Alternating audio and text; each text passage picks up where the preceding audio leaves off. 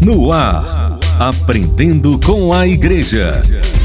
Uma produção Pascom, da Arquidiocese de Natal. Olá Natal, olá Rio Grande do Norte. Estamos começando pela Rural de Natal FM, a rádio da família, o programa Aprendendo com a Igreja deste domingo, dia 20 de abril de 2025, domingo de Páscoa. O programa de hoje vai tratar de um tema que é muito pouco debatido. Por esse motivo, a grande maioria das pessoas ainda não tem conhecimento sobre um mal que vem crescendo silenciosamente, principalmente aqui no Brasil.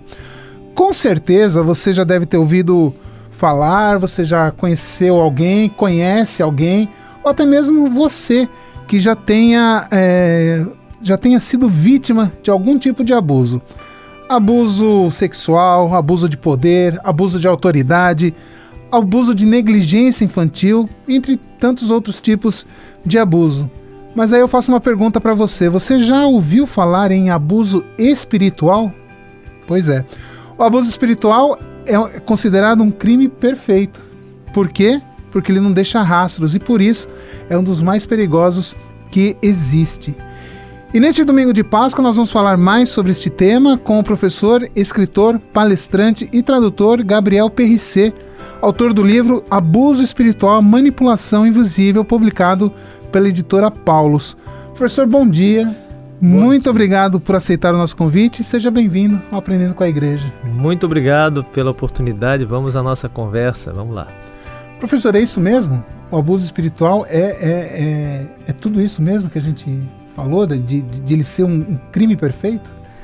Podemos dizer que é um crime perfeito porque muitas vezes a vítima nem percebe que é vítima deste tipo de abuso e porque esse abuso atua sobre o invisível, que é a alma, o espírito, a consciência, a interioridade, né? A nossa fé, enfim. Então é bom frisar que abuso espiritual sempre tem a ver com espaços religiosos e podemos também dizer, um abuso de poder religioso.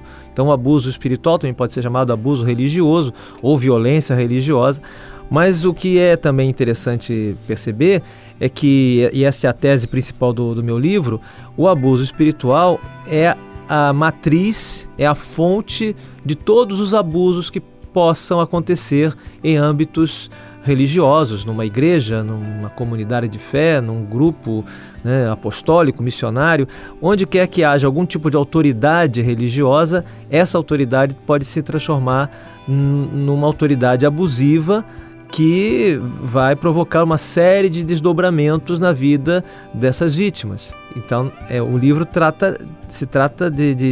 procura mostrar isso, que o abuso espiritual é o abuso que está no âmago do abuso sexual, do abuso financeiro, do abuso patrimonial, do abuso escriturístico, do abuso trabalhista, uma série de abusos que acontecem, infelizmente, em todo tipo de âmbito religioso. Pode ser a igreja, uma igreja cristã, pode ser na igreja católica, pode ser num grupo espírita, pode ser, enfim, qualquer tipo de lugar onde haja essa motivação religiosa.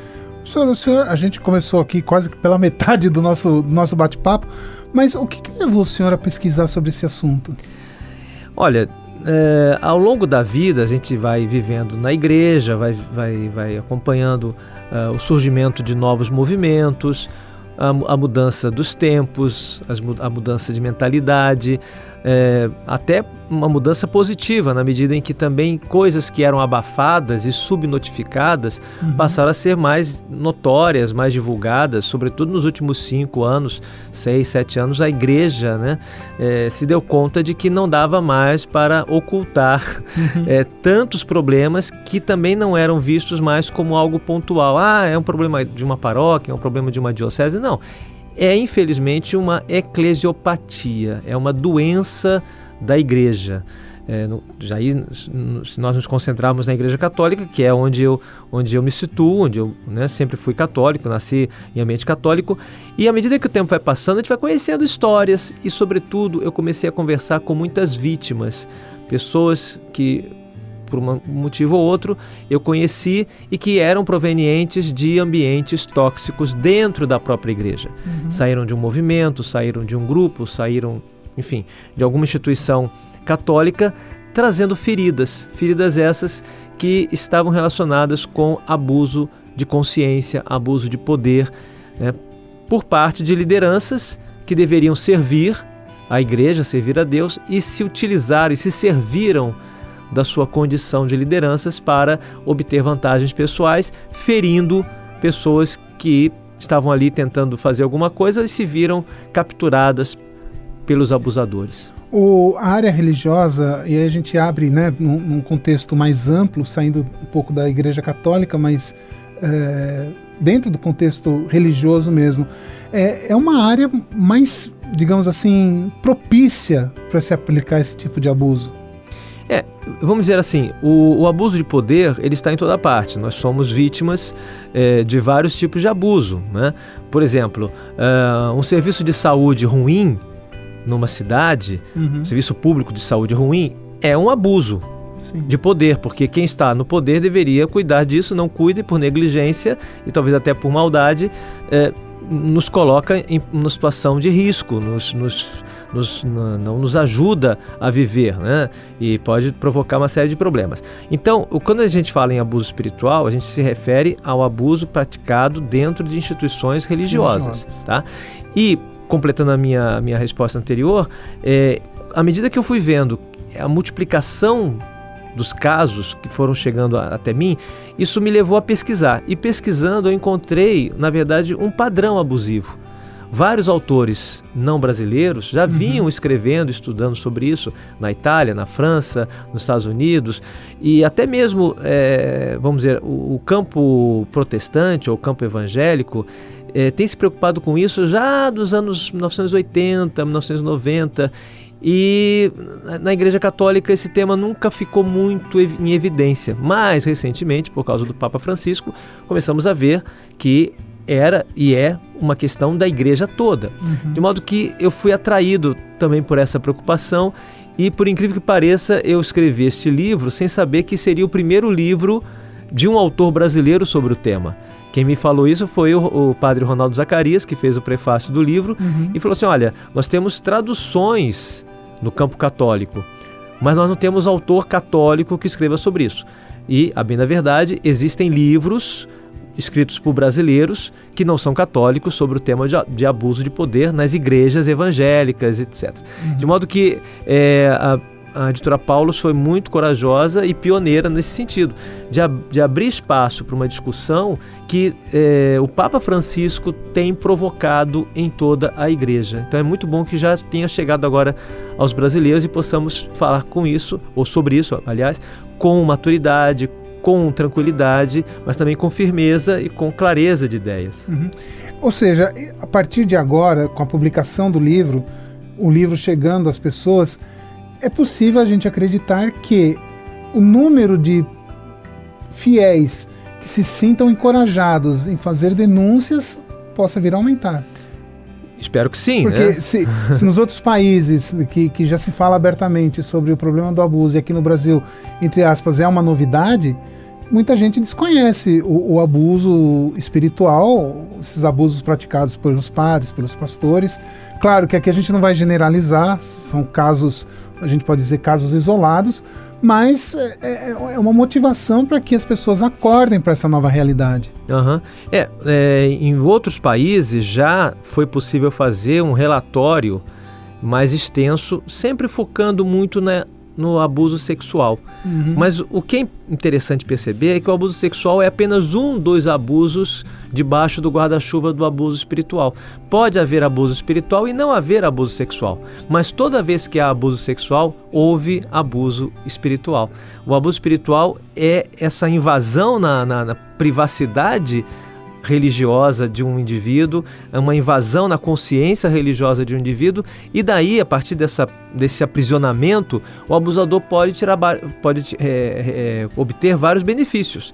Pode ser benefício na linha do uso, né, sexual, do abuso sexual, mas também pode ser no abuso patrimonial, pode ser no abuso trabalhista, né, pode ser no abuso escriturístico, pode ser no abuso político, ou seja, a violência causada ou proveniente do abuso espiritual é múltipla, mas é importante perceber que o abuso espiritual tem um padrão E identificar esse padrão é importante para que nós não sejamos vítimas e também para que nós não sejamos abusadores, porque o poder é uma grande tentação. Uhum. Qual que seria o padrão? Um dos padrões, por exemplo, é a duplicidade de vida, né? O abusador tem duas faces. Ele tem uma face bondosa, religiosa, piedosa, devocional, e tem uma face monstruosa, doentia, predadora. Tanto é assim que muitas vezes o abusador espiritual, ele pode ser visto por um grupo de pessoas como alguém santo. E ao mesmo tempo, em outros momentos, as suas vítimas vão encontrar nessa mesma pessoa um monstro. Isso acontece direto, e já há casos recentíssimos de instituições cujos fundadores, por um lado, faziam um extenso trabalho de apostolado, levavam vários jovens ao sacerdócio, estimulavam a devoção e a obediência ao próprio Papa, e com isso se blindavam, para ao mesmo tempo, em outros momentos, se apresentarem como autênticos predadores sexuais ou como autênticos predadores da vida espiritual de determinados elementos, porque o predador, ele não ataca a todos, ele seleciona as suas vítimas e consegue viver nessa penumbra, de modo que ele se oculta o tempo todo. Por isso que o subtítulo do livro é A Manipulação Invisível, porque a gente não consegue perceber, né? Mas se a gente estiver atento e olhar para os padrões abusivos, a gente começa a identificar o comportamento do predador. Quer dizer, outro dado, por exemplo, muito comum, quando você entra num grupo sectário, pode ser até um grupo católico, com comportamento sectário, e você recebe um bombardeamento amoroso logo no início, você mal chegou e é acolhido, abraçado, compreendido, tudo, recebe tudo. Tudo aquilo que você quer ouvir, né? Aquilo que você precisa ouvir. Quem não quer ser amado, né? Quem não quer ser compreendido? Então você fala, nossa, encontrei o lugar perfeito, encontrei o céu na terra. Só que isso pode não ser também, sim, mas pode ser também uma forma de cooptação que depois vai gerando um envolvimento que depois vai mostrar. Aí sim, a instituição, esse tipo de instituição abusiva pode mostrar suas garras depois. E aí, por exemplo, começa a abusar do seu tempo, te dando muitos encargos, muitas funções. Inicialmente você fica até lisonjeado. Nossa, que bom, essa instituição conta comigo, acredita em mim. Só que isso vai me afastando da minha família. Eu vou vendo a minha família como algo meio negativo, porque na minha família espiritual eles me amam, confiam em mim, me apoiam, mas na minha família de sangue, o pessoal até fala que eu estou ficando meio fanatizado. São eles que estão sendo influenciados pelo mal, pelo demônio. Eles não sabem o que eles estão falando. Eles não sabem. Então começa a vida começa a ficar também com uma certa duplicidade. Só que à medida que você vai sendo envolvido por aquele grupo seleto, você vai adoecendo, vai se fanatizando e vai se transformando também, de certa maneira, numa pessoa abusiva, porque você pensa mal dos outros, julga os outros, acha que só você que está certo, só você que tem a verdade, os outros vão para o inferno, e aí começa todo um processo de vertigem religiosa, fruto de um comportamento disfuncional na religião. Agora, professor, uma informação que me veio agora aqui. Geralmente, essas pessoas que acabam procurando essas novas comunidades, enfim, lembrando que nós não estamos generalizando, mas é uma realidade que está aí e a gente precisa observar os padrões. Se faz toda essa, não sei se a gente pode dizer, essa lavagem cerebral de acolhimento, de tudo isso que o senhor falou, para que a pessoa realmente fique naquela comunidade, na igreja, depois é difícil para sair. Como que a pessoa consegue... É possível se libertar disso? Olha, eu tenho conversado com pessoas que ficaram presas a grupos sectários durante 5, 10, 15, 20 anos. Porque tem uma ambiguidade muito grande nisso, né? Por um lado, a pessoa pode realmente obter algum tipo de consolo.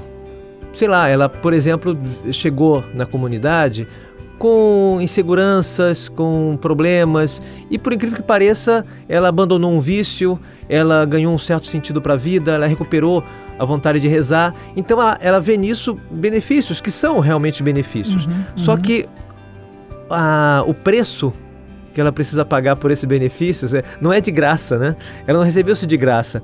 Ela foi sequestrada por uma liderança que sempre vai dizer: mas você esqueceu que você chegou aqui, você era um trapo, que você era um lixo, aqui você recuperou a sua dignidade. Em troca disso, você precisa ter uma lealdade acima de qualquer suspeita. Você precisa prestar um certo culto a essa liderança, você precisa se entregar a esse grupo, porque esse grupo também se entregou a você. Ou seja, todo tipo de abuso é, na verdade, um relacionamento doentio. Então, o relacionamento doentio com uma paróquia, com um grupo, com um movimento, com a própria igreja, é doentio. E não é bom, e não faz bem, e não tem nada a ver com religião, na verdade. Sim. Né? Eu tive um professor de teologia que dizia assim: a religião é muito boa. Ter uma religião é muito bom. Só que é como cachaça. Né? Você tem que tomar pouco e saber a procedência. Idealmente, você pode dizer: nossa, é bom a pessoa ter uma vinculação religiosa, é bom a pessoa ter um relacionamento com Deus, é bom ter uma comunidade de fé, é bom ter irmãos de fé. Tá, mas tem que ter medida. E tem que tomar cuidado com aqueles que se aproveitam disso e estão caçando, farejando as suas vítimas. Quer dizer, e não me refiro apenas às vítimas mais inocentes, as crianças e os jovens, que podem ser vítimas e são vítimas de lideranças abusivas, mas até mesmo adultos, que por algum tipo de vulnerabilidade se deixam envolver, né? E entram e se fanatizam e se transformam em pessoas proselitistas, em pessoas que perdem o vínculo com as outras pessoas em função de uma proposta que, ao longo do tempo, vai se mostrando destruidora. Então pode acontecer que a ficha só caia 10, 15, 20 anos depois. Só que a pessoa, quando sai, ela sai em frangalhos, ela sai destruída espiritualmente. Talvez pior do que entrou. Muito pior do que entrou, porque à medida que o tempo foi passando, ela foi tendo contato não mais com aquele Deus de misericórdia, mas com um Deus exigente, cruel, insaciável, que está sempre cobrando coisas, que ameaça com o inferno, um Deus ruim, um Deus triste, né? De modo que nesse momento a pessoa não consegue mais ver a Deus. Ela já está envolvida por uma imagem de Deus, ela está sequestrada por uma imagem de Deus distorcida. Professor, a gente precisa fazer um pequeno intervalo aqui no Aprendendo com a Igreja e a gente volta daqui a pouquinho com o segundo bloco deste programa, dessa entrevista que está muito interessante, a gente ainda tem muito o que falar e você fica aí nos acompanhando que daqui a pouquinho então a gente volta. Até já! Você está acompanhando Aprendendo com a Igreja. De Natal FM, a rádio da família, o som do coração. Voltamos a apresentar Aprendendo com a Igreja. Estamos de volta com o programa Aprendendo com a Igreja deste domingo, dia 20 de abril de 2025. Hoje, conversando com o professor Gabriel Perricet sobre abuso espiritual. Professor, no primeiro bloco, nós falamos bastante sobre a origem, né, do abuso e o senhor tocou num assunto importante, quer dizer, todo assunto é importante, mas a questão dos jovens, sim, né? Eles são mais propícios a sofrer esse tipo de abuso? O abusador espiritual ou as instituições que, de certo modo, institucionalizaram, né, tornaram o abuso uma prática institucional, olham para o jovem como uma carne saborosa, né? Por quê? Por exemplo, existem lugares que fazem proselitismo, mas tem muita dificuldade de captar ou de cooptar pessoas que já passaram por outras experiências, que já viveram na igreja situações de aperto, de conflito, e que, portanto, já estão um pouco mais atentas, um pouco mais desconfiadas. Muitas vezes o jovem o adolescente, o jovem, está nascendo para a realidade e está buscando alguma coisa, buscando um mentor, uma instituição, um lugar de pertencimento, um agrupamento, uma comunidade. Então, para o abusador espiritual, e é bom frisar, como você tem falado aqui, nós não estamos nos referindo a todas as igrejas ou a todos os movimentos, mas quando existe um abusador espiritual que fundou um movimento, ou mesmo algum abusador que vive da estrutura da igreja, está lá dentro como um parasita, como um oportunista, que aproveita, por exemplo, da credibilidade da Igreja Católica para poder trabalhar e atuar, né, com a sua perversão, esse abusador detecta nos jovens, vamos dizer assim, essa possibilidade de atingir mais rapidamente seu objetivo. Porque os truques que utiliza dão mais certo. O jovem é mais idealista, o jovem está procurando, aceita ser orientado muitas vezes. Então, se você pega, por exemplo, um jovem, uma jovem que já tem problemas familiares, ou está em dúvida sobre o seu futuro, não sabe se tem vocação, se não tem vocação, almeja viver uma vida de fé mais intensa e chega perto desse abusador, esse abusador fareja que essa é uma presa fácil, que é uma vítima perfeita. E vai trabalhar com esses truques, vai usar esses truques, que é esse de mostrar muito carinho, muita compreensão, e ir se colocando como uma espécie de pai ou de mãe espiritual, que compreende, que aceita, que valoriza, que dá funções, que, digamos assim, promete, não, aqui você vai ser feliz, aqui você vai encontrar sua vocação para com Deus. Então, a gente sabe que o trabalho de acompanhamento espiritual ou de direção espiritual, ou o trabalho das mestras de noviças, ou dos orientadores, ou dos confessores, enfim, todo esse trabalho de orientação que há dentro da igreja e também há em outros lugares, é um trabalho vital para que o jovem tenha discernimento e decida por conta própria o que quer da sua vida e da sua vida religiosa em concreto. Agora, quando o abusador vai envolvendo a pessoa, o jovem, e chega uma hora e fala assim: olha, Deus me disse que você tem vocação para entrar aqui neste grupo. Já começou uma coação. E se isso envolve outros tipos de chantagem do gênero, olha, você já recebeu tanto aqui do nosso movimento, você não acha que chegou a hora de você também dar a sua contribuição, a sua vida, o seu tempo, né?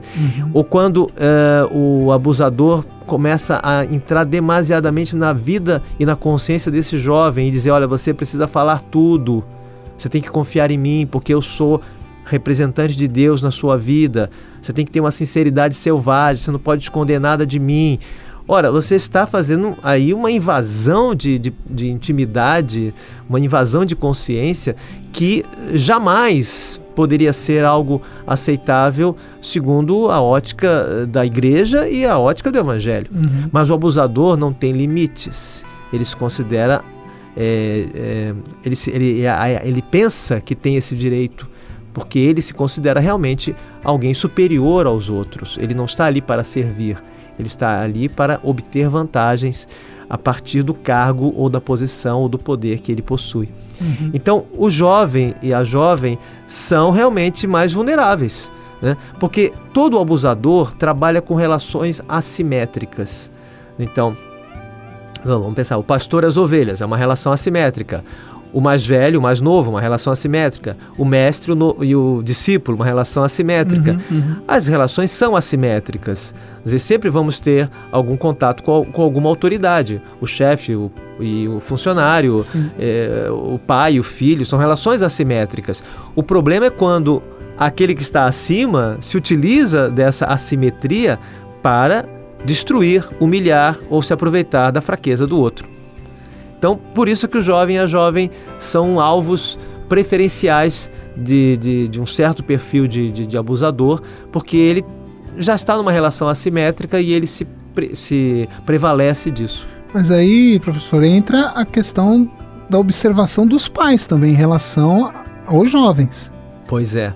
Então, alguns abusadores são tão perversos e tão abusadores que eles conseguem também manipular os pais. Aí... E aí você vê o alcance dessa maldade, né? Ou podem fazer também o seguinte, eles podem começar a apresentar os pais para esse jovem como pais que estão indo contra a vocação dos filhos. Eles não entendem, não conte nada para eles, porque eles não vão entender a sua vocação. É uma vocação muito elevada, muito específica.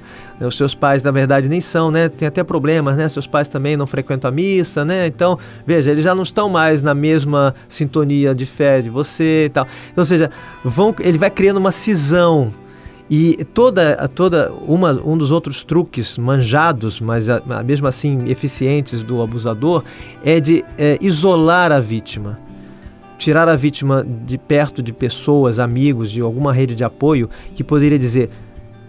Cara, acorda, você não, o que está acontecendo com você? Você já não anda mais com a gente?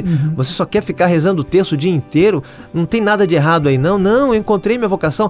E quanto mais você tenta arrancar a pessoa fanatizada do grupo fanático, mais difícil. Então, mas esse é um processo de cooptação, é sofisticado o negócio. Professor, uma coisa que chamou a atenção, que o senhor comentou, que geralmente o abusador ele já vem com esse espírito do abuso. Então ele vai e funda uma comunidade, enfim, e ele vai captando as pessoas. Ou seja, tem gente que já se aproveita, já cria uma situação dessa com segundas intenções, mas tem aqueles também que acabam se formando justamente por conta do poder que lhe é confiado. É isso mesmo? Sim. E aí tem que levar em conta também uma outra disfunção que o Papa Francisco tem apontado, que é a seguinte: determinados ambientes já são abusivos. Quer dizer, já existe uma cultura abusiva em determinados ambientes, religiosos ou não. E quando uma pessoa está ali dentro, ela começa a ser assimilada por essa cultura e começa a expressar também os valores ou os antivalores dessa cultura na sua própria vida. Quer dizer, se eu estou vivendo e vivi sempre num ambiente de autoritarismo, pode ser que eu veja o autoritarismo como um valor. Quer dizer, então, só que num dado momento eu fiquei de baixo e agora eu estou numa posição superior. No livro eu falo muito de que algumas comunidades fanáticas possuem castas, em que há as castas dos fanáticos de baixo e os fanáticos de cima. Os fanáticos de cima mandam nos fanáticos de baixo. Mas os fanáticos de baixo têm um sonho. Quem sabe se eu for mais fanático, eu não consigo subir um pouquinho nessa escala, né? Quer dizer, porque, veja, às vezes acontece isso. É outro truque de manipulação abusiva. Eu entrei numa instituição, eu comecei lá embaixo. Mas depois de um certo tempo eu já começo a ter gente abaixo de mim, eu já começo a fazer proselitismo e eu tenho também o meu rebanhozinho, e naquele rebanhozinho eu posso exercer também uma certa autoridade, um certo poder. Então eu vou reproduzindo a bronca que eu levei do pastor superior, eu como pastor inferior posso jogar sobre as minhas ovelhas de baixo, os meus fanáticos de baixo. É mais ou menos a história do bicho da faculdade, né? Um dia eu fui bicho, outro dia eu sou veterano, então exatamente, vou descontar. É um ótimo exemplo. Quer dizer, a cultura do trote é uma cultura horrível. Mas quando você entra e quase que você aceita, tá bom. Pode me bater, porque ano que vem eu vou estar, a minha vez. Eu vou estar no segundo ano, aí os de baixo vão apanhar. Ou seja, existe uma cultura abusiva, autoritária. No caso da Igreja Católica, o Papa Francisco tem falado muito do clericalismo, que é, por exemplo, isso, achar que o padre, pelo fato de ser padre, ocupa uma posição de poder inquestionável. E aí é sempre perigoso falar isso, porque alguém pode dizer, então você está atacando a igreja, você está atacando o sacerdócio. Não, eu estou tentando entender e alertar para uma disfunção que é causa de abusos. Porque se o sacerdote, se o padre não percebe que a sua posição de poder, na verdade, é uma posição de serviço, ele pode se transformar num abusador. Eu conversava com um seminarista recentemente e ele falou, professor, eu estou preocupado. Por que você está preocupado? Eu perguntei, ele falou, olha, porque estão chegando no seminário, eu já estou um certo tempo lá, daqui a pouco já vou em diante, mas os novos estão chegando e eu estou achando tudo muito estranho. Mas por quê? Porque eles chegam dizendo assim, eu quero já quero entrar no seminário, já quero sair, porque eu quero ter a minha paróquia, com a minha secretária, com o meu carro, com as minhas ovelhas, com o meu espaço, com a minha liberdade. Ou seja, tem um projetinho de poder já na sua cabeça, né? Ou então, se ele quiser se espelhar em alguns evangelitubers atuais, eu quero ter o meu canal, os meus seguidores, a minha monetização, vou monetizar o meu terço, vou monetizar a minha missa, vou monetizar a minha pregação. Então todos esses desvios, né, do que é realmente o serviço dentro da igreja podem e infelizmente levam a uma série de abusos. É um desvio psicológico também. Podemos dizer que é um desvio psicológico, um desvio da própria fé, da própria compreensão que a pessoa tem da igreja. Ainda estamos pesquisando, né? Eu tenho lido muito sobre isso e não há ainda uma definição. Não se sabe bem até onde vai o mau-caratismo, até onde vai a hipocrisia, até onde vai a doença mental, até onde vai... não sei, a própria índole do ambiente que me propicia isso, que me autoriza a ser assim, eu vou naturalizando isso, né? Pensa, por exemplo, em famílias em que dar uma surra no filho era algo natural. Sim. E tem gente que até hoje, assim, naquele tempo sim, os pais educavam porque batiam. Meu Deus do céu, é uma coisa horrível, uma tortura. Eu me lembro na vizinhança no Rio de Janeiro, ouvir gente, crianças, gritando, apanhando dos pais, há não muito tempo. Na própria escola tinha palmatória. Sim. Ou seja, era uma violência naturalizada, mas a violência ganhou outros formatos, talvez menos evidentes, mas igualmente intoleráveis, né? Mas nós acabamos tolerando essa violência. E a violência espiritual, como nós já conversamos aqui, ela tem essa característica, ela é invisível, ela é intangível. Como é que eu vou provar que um líder religioso está inoculando culpa em mim se eu próprio realmente me sinto culpado e tenho medo de ir para o inferno, e com medo de ir para o inferno eu vou obedecer a tudo que o seu mestre mandar?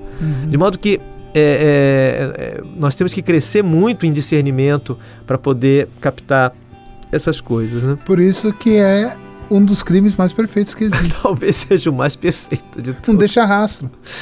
Não, e parece que a vítima concorda. Ela aceita. Porque um dos outros truques de manipulação, isso acontece também em relacionamentos amorosos, é que o abusador consegue uma espécie de consentimento que na verdade não é consentimento. Não é consentimento, mas ele envolveu a pessoa de tal modo que a pessoa parece que está dando consentimento para que aquela violência aconteça. E por isso, às vezes, um relacionamento abusivo pode durar tanto tempo, ou uma pertença a um grupo abusivo religioso pode durar tanto tempo, porque a vítima, no fundo, pensa que ela realmente está dando seu consentimento. Não ao abuso, mas a uma verdade superior, e esse abuso, ou essa violência, ou esse sofrimento, parecem fazer parte do pacote. Então, é por isso que é muito importante ouvir as vítimas. Sim. E validar o sofrimento das vítimas, porque está cheio de contradições, cheio de culpas, cheio de medos, e é um sofrimento psicológico, espiritual, emocional e físico, porque há uma hora em que também o abuso espiritual fica visível, na medida em que a pessoa perde peso, tem insônia, tem ideação suicida, tem medo de viver, tem dificuldade de aceitar uma série de coisas que são normais, mas para ela já não são mais normais, porque tem um código moral, um código moralista, um código legalista que a impede de fazer isso, fazer aquilo, e de certa maneira ela se sente superior com esse sofrimento, que na verdade é um dolorismo injusto, mas que ela se convenceu de que, de algum modo, faz parte do cristianismo ou da sua religião. É mais ou menos aquela história, eu estou sofrendo, mas Deus sabe porque eu estou sofrendo, e não é que eu mereça esse sofrimento, mas se eu estou sofrendo é porque Deus quer que eu mereça. Aí ela vai levando esse sofrimento, que pode ser finalizado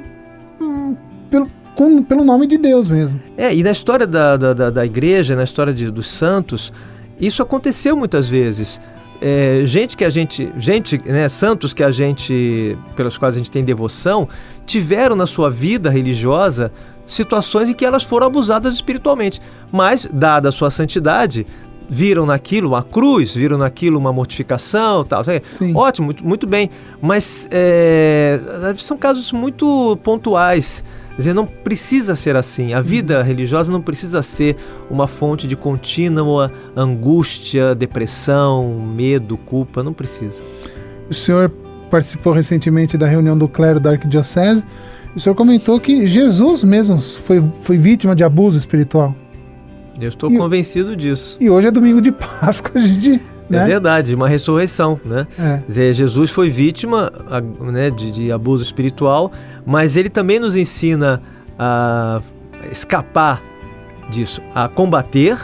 Porque ele combateu, ele foi para cima, ele denunciou, ele falou raça de víboras, sepulcros caiados, hipócritas, ele desmascarou as lideranças religiosas abusivas. Foi vítima dessa violência, mas ao mesmo tempo superou essa violência num outro patamar, transfigurando suas feridas. Talvez seja uma boa reflexão para a gente nesse momento. Tá certo. Professor, vamos fazer mais um pequeno intervalo e daqui a pouco, então, a gente volta com o terceiro e último bloco do programa Aprendendo com a Igreja deste domingo. Continue aí. Você está acompanhando Aprendendo com a Igreja. Sintonize a paz rural de Natal, a rádio da família. 91.9. Voltamos a apresentar Aprendendo com a Igreja. Estamos de volta com o programa Aprendendo com a Igreja deste domingo, domingo de Páscoa, dia 20 de abril de 2025, hoje conversando com o professor Gabriel Perricet sobre abuso espiritual. Professor, eu acho que seria interessante agora, nesse último bloco, a gente prestar um serviço de utilidade pública para os nossos ouvintes, para quem nos acompanha pelo YouTube. Como que eu consigo identificar um abuso espiritual? Olha só, realmente é a grande pergunta, né? Eu recomendo, assim, sem nenhum tipo de cabotinismo, mas eu recomendo que leiam o meu livro. O seu livro, exatamente. Por um motivo muito simples. No livro, a explicação fica mais coerente, né? Numa entrevista, a gente fala uma coisa, Sim. esquece outra. Eu acredito que no livro a pessoa vai encontrar uma argumentação mais sólida. Porque, além da experiência que eu tive conversando, entrevistando vítimas e de certa maneira descobrindo que eu também sofri uma série de pequenos abusos espirituais ao longo da vida, eu também fiz uma pesquisa bibliográfica e tem muita coisa interessante sendo escrita não só no campo católico, porque é um padrão abusivo, então acho que o livro pode ajudar muito. Em paralelo a esse livro, Abuso Espiritual, Manipulação Invisível, não sei, tem câmera aqui? Tem, né? Tem, isso aqui. Então, aqui está o Abuso Espiritual, né? Esse aqui é o livro da Paulus, vocês podem comprar na loja da editora Paulus. Mas eu também publiquei pela Paulus um livro, que é um livro de Cristologia, que é o fruto da minha tese de doutorado, né, em Teologia pela PUC do Rio Grande do Sul, e se chama Ele Está no Meio de Nós, uma Cristologia do Encontro. E eu tenho falado que o veneno está aqui, no livro sobre o abuso. Mas o antídoto está aqui, né? Então vamos lá. Eu diria que um passo importante é ler o Evangelho com essa perspectiva. Olhar Jesus como alguém que foi vítima de abuso espiritual. Constantemente. Pega aquelas discussões infinitas com os fariseus, com os saduceus, com os mestres da lei, com os doutores da lei. São discussões de caráter religioso. Se tem que seguir essa lei, não pode seguir essa lei, pode fazer milagre, não pode fazer milagre. Jesus foi acusado de ser filho de Beelzebu, de ser seguidor de Beelzebu, de ser blasfemo, de ser pecador, beberrão, que apoiava, né, os pecadores, alguém. Então Jesus foi caluniado, criticado por fazer o bem. Né? Por quê? Porque aqueles fariseus queriam que Jesus tivesse o mesmo comportamento deles, que fosse uma liderança religiosa, mas uma liderança religiosa que colocava um fardo sobre o povo e não carregava nem com um dedo. Na visão dos líderes religiosos daquela época de Israel, Jesus era um fariseu que precisava ser reintegrado. E Jesus reagiu a isso, porque ele percebia e dizia que a lei não pode... Quer dizer, a lei foi feita para o homem e não o homem para a lei. Né? E trazia toda uma mensagem de libertação que atrapalhava os planos das lideranças abusivas. Então, uma primeira ideia, assim, um primeiro critério de análise é como é que Jesus identificava o abuso espiritual na própria história que ele viveu, percebendo que aqueles líderes estavam pensando mais em si mesmos do que nas ovelhas sem pastor. Quando Jesus fala, essas ovelhas sem pastor são ovelhas abusadas, ovelhas que não recebiam o serviço que deveriam receber. E Jesus se coloca como aquele que serve, aquele que cuida, aquele que acompanha, ou seja, uma liderança religiosa verdadeira, genuína. Né? Então, como é que nós podemos identificar o abuso? Às vezes, nos nossos próprios autoritarismos.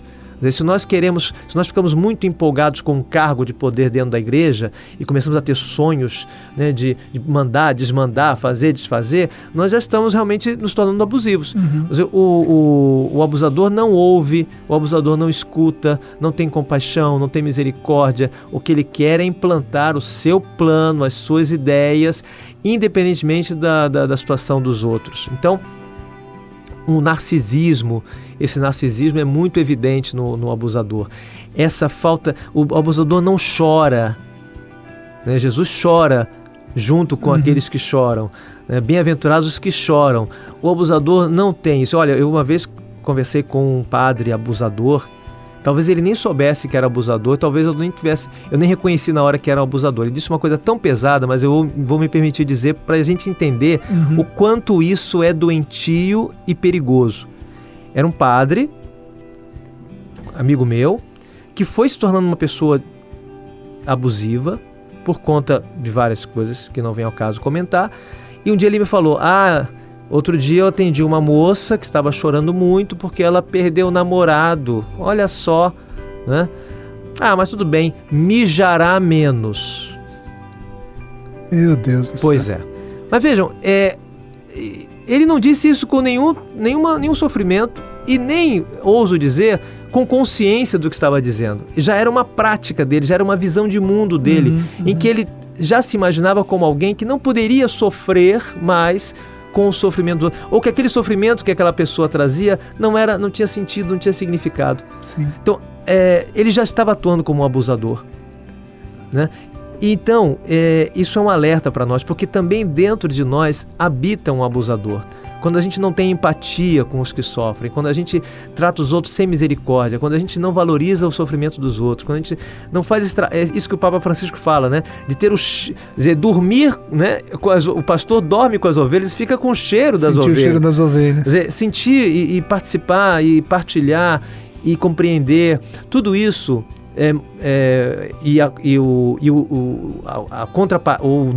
A oposição a isso dá um critério de comportamento. Então, um pastor, um líder religioso, um catequista, qualquer pessoa que que tem aquilo que na psicologia fala da psicorrigidez, é uma rigidez psíquica. São pessoas que têm uma ideia fixa, são pessoas que não escutam, são pessoas que não aceitam críticas.